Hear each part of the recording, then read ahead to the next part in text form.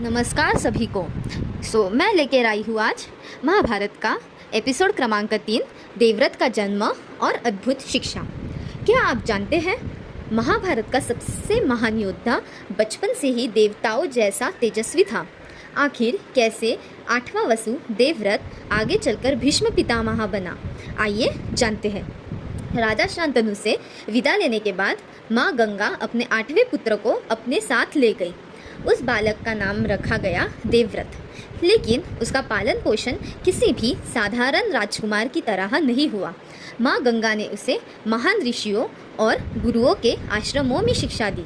महर्षि वशिष्ठ से उसने वेदों और धर्म का ज्ञान प्राप्त किया। महान परशुराम से उसने धनुर्विद्या और युद्ध कला सीखी। कुछ ही वर्षों में देवव्रत इतना पराक्रमी बन गया कि देवता भी उसकी वीरता की प्रशंसा करने लगे। एक दिन राजा शांतनु गंगा तट पर शिकार के लिए पहुँचे। उन्होंने देखा कि माँ गंगा का प्रवाह अचानक रुक गया है। आश्चर्यचकित होकर वे आगे बढ़े।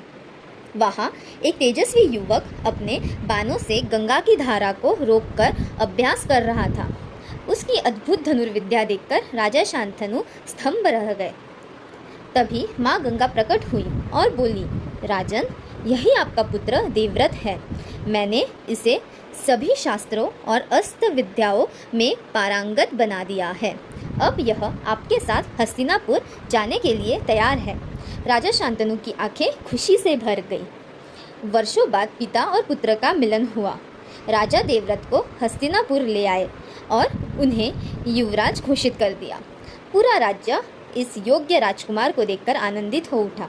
लेकिन राजा शांतनु के जीवन में जल्द ही एक ऐसी घटना होने वाली थी जो देवव्रत का पूरा जीवन बदल देगी। आखिर कौन थी सत्यवती? राजा शांतनु उनसे प्रेम क्यों करने लगे? और ऐसा क्या हुआ कि देवव्रत को इतिहास की सबसे महान प्रतिज्ञा लेनी पड़ी? जानिए महाभारत के अगले एपिसोड में। तो हम मिलते हैं अगले एपिसोड।